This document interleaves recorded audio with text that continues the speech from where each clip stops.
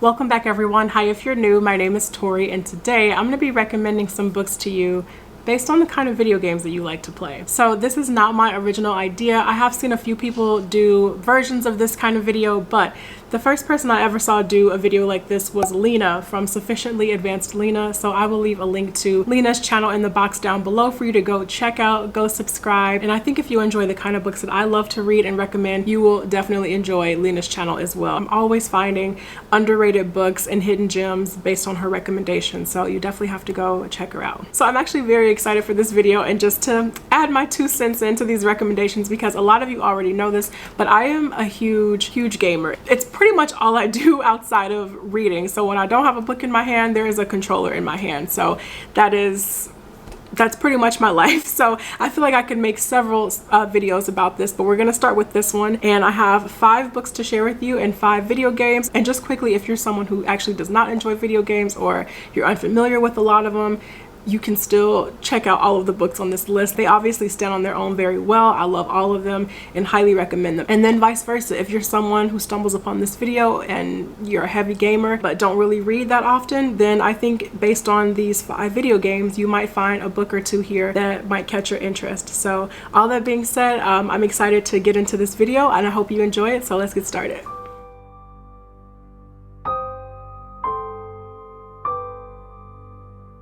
So the first game that I want to share with you guys is Control, and I am so excited to finally talk to somebody about this video. I mean, I talked to my cousin to death about this, but I feel like I have not properly expressed the way that I feel about Control. It is hands down one of my favorite games that I played throughout. I know it came out in 2019, but it's one of my favorite games that I personally played in 2020, and I platinumed it, and it's honestly one of my favorite video games of the last generation.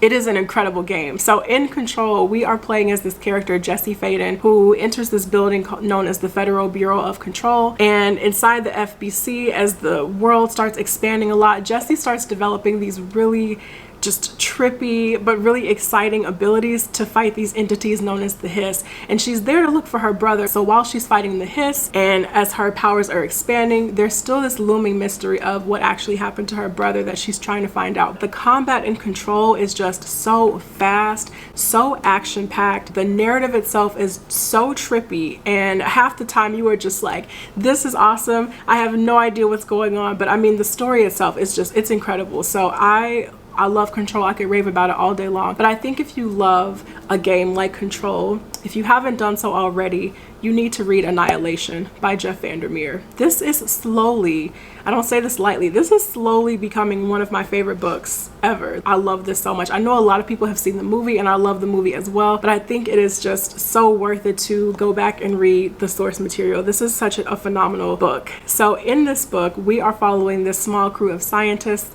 as they enter this area known as Area X, and all of the expeditions that came before them that ventured into Area X, they have just not come back at all. Some of them have come back extremely ill. They've gone insane while inside Area X. And so really the women, they are being sent into Area X almost as like a last resort to figure out what the heck has been going on. So the book is being narrated by the biologist of the group. And as the book progresses, we are just really starting to see the mental and emotional toll that Area X is having on this crew. And kind of similar to Control, as you're reading Annihilation, you are just like, this is getting a little bit weird, kind of eerie, a bit trippy. I have no idea what's going on, but I love it. So you definitely get those kind of vibes while you're reading Annihilation. But this is such a great book. I highly recommend it. And I just think Annihilation and Control, it's like peanut butter and jelly. Unless you're allergic to peanut butter, then I don't recommend that, but you should just go read it. The next game that I want to talk about is none other than Assassin's Creed, really the entire Assassin's Creed franchise. I am a massive fan of Assassin's Creed, although I am not gonna lie, I feel like I lost the plot a while ago at this point, and I have not played, I've played all of them except this newest one that came out, Assassin's Creed Valhalla, but I have been playing Assassin's Creed for years. I love it, and especially the older ones like Assassin's Creed 2, that whole Ezio trilogy, that was like peak Assassin's Creed. And even some of these newer ones, when the series went through this massive revamp and started introducing all of these cool RPG elements, Assassin's Creed has been through some things, you guys. It's been a long journey, but just in case you guys are unfamiliar with Assassin's Creed, the entire franchise each game is set in a different historical time period. You know, we have the Italian Renaissance, the American Revolution, and then, you know, as we get into the later games, we're in ancient Greece and Egypt, and this latest one focuses on the Vikings. So we have all of these different time periods going on, and really the narrative thread that stretches through all of them is that we are focusing on this brotherhood of assassins, and they have their own code. And I mean, we learn and we grow with the assassins and learn these different abilities. Especially in the later ones, the games get a lot bigger, and they're so much fun. So I think whatever the reason is that you enjoy Assassin's Creed, whether it's for that rich history, whether it's for that tight-knit brotherhood of assassins, or even just learning the ways of the assassins, learning these like different abilities, leveling up, I think if you enjoy those elements of the game, you need to read Lost Gods by Micah Yongo. And this is a fantasy novel. It's a duology. I have not read book 2 yet, but I'm still interested in doing so, hopefully sometime in the future.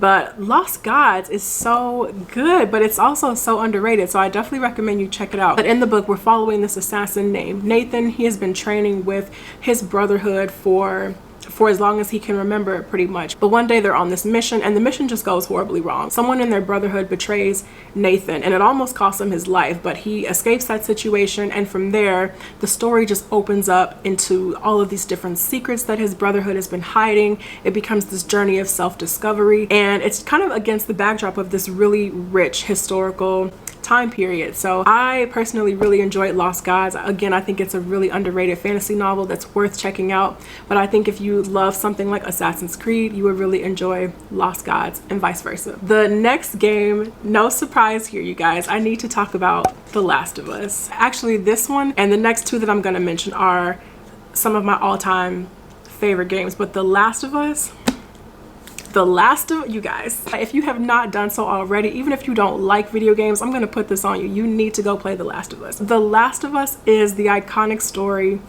of Joel and Ellie. So these are post-apocalyptic games. There are 2 of them. We have Last of Us and then Last of Us Part 2. And in the first game, we are playing as Joel, who I love Joel so much.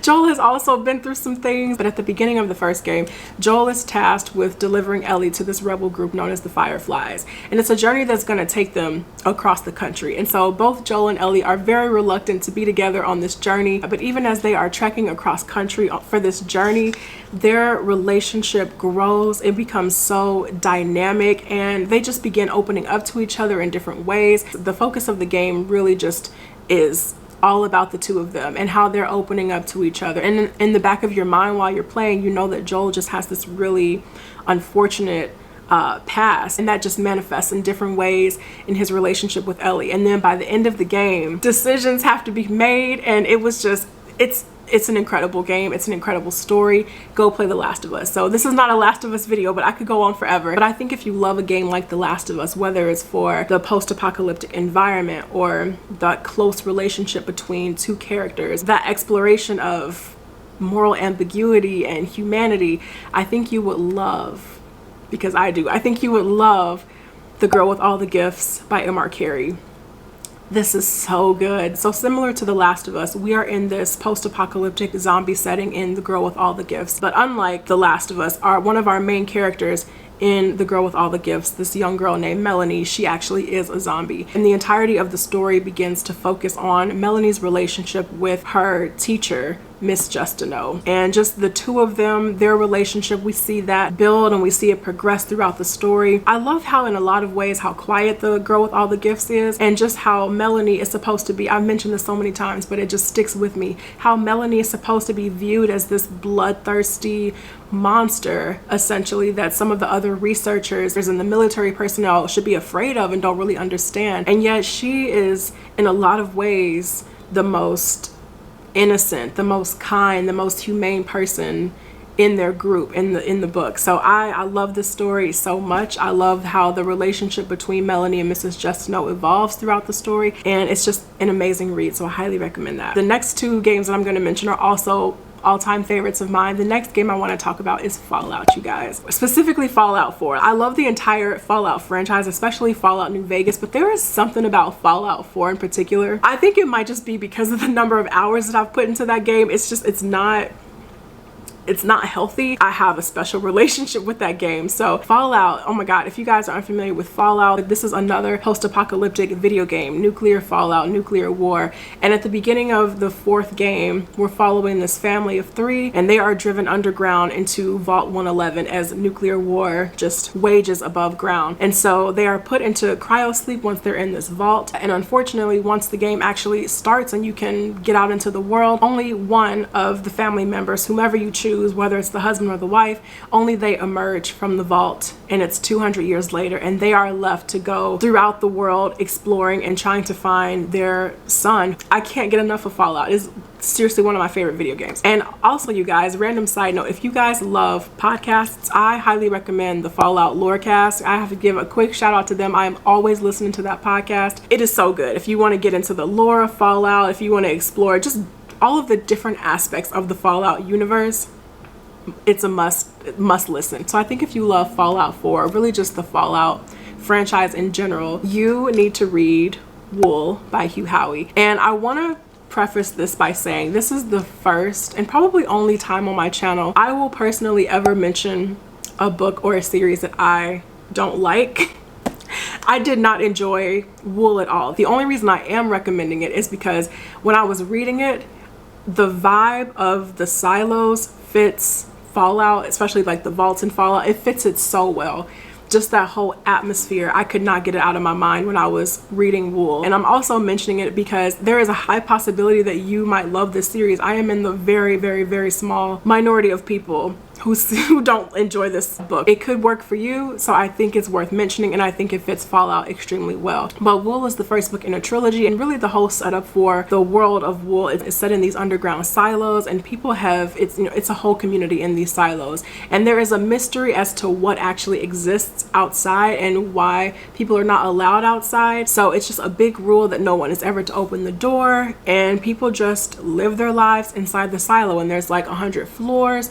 Each floor is something different, and it just takes the full community to keep this silo running. So I mean, again, this seems to be a really popular series that everybody loves except me. So if you have not read it yet, there is a high chance that you also might enjoy Wool. Wool is one of the very few books that I dislike that I so desperately want to like. I don't know why this book doesn't work for me, but there's just something about it that I don't really vibe with, but it might work for you. That's why I think it's worth mentioning. And then finally, you guys, the last game that I want to recommend is another all-time favorite. I love games. It's another all-time favorite. That is Bioshock. Just the first one. I mean, like, I love Infinite, but Bioshock 2, we don't need that one. But the first Bioshock in particular, I think that is just like one of the best video games of all time. Like, quote me on that, I'm not wrong. So the whole premise of Bioshock is essentially this man, Andrew Ryan, he just got fed up with everything. All the politics, all the religion, all just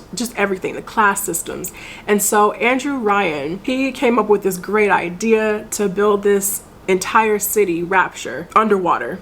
And that's the premise. So he took the best scientists, doctors, entertainers, like artists, he took all of them down into Rapture to live and work and just build up the city to be something great. But I mean, being down there so long, people started losing their minds.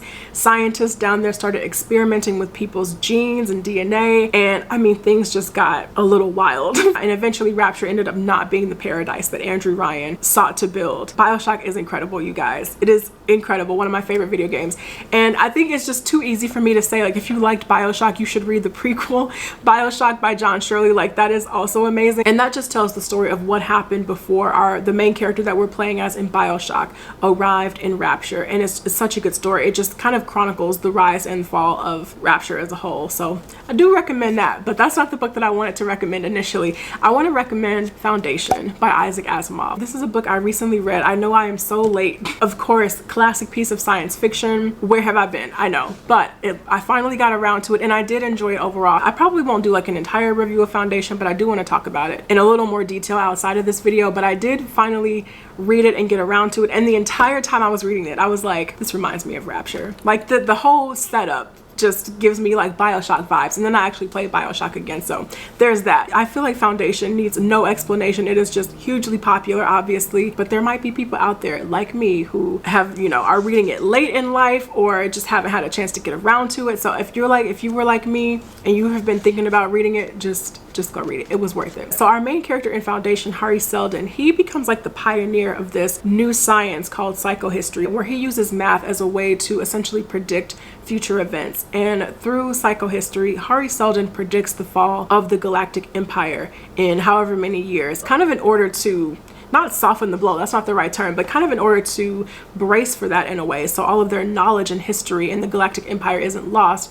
Hari recommends gathering these people together to essentially create what is known as the Foundation, where they are able to document, chronicle all of the important things that future generations need to know, you know, rich history that they really shouldn't lose. So Hari gets together people for that cause, and they become the Foundation, and there are two of them. In the first book, Foundation, we're focusing on the Foundation that is established on this planet called Terminus. And there are some other things that come to light about really why the Foundation was created that I don't want to get into in this video. The whole novel is just so politically driven, and just all these people trying to find a way to keep things running, keep things growing, negotiating with different colonies and planets now that Hari is long gone, and how can they be sustainable, how can they keep growing and have something waiting for future generations. So I mean, we just get into all of that in Foundation, and I don't know, for some reason I just got Bioshock vibes the entire time I was reading this book. So that is it for me, you guys. Thank you all so much for watching this video. I really appreciate it, and just I had so much fun with these recommendations and thinking about the video games. Maybe I'll do another video like this sometime in the future and just keep this running, because I play a lot, I read a lot, so this could be fun. So let me know down in the comments if you have read any of these, what you think, if you have some favorite games on this list. Let's talk about it, and I will see you guys in the next video. Take care.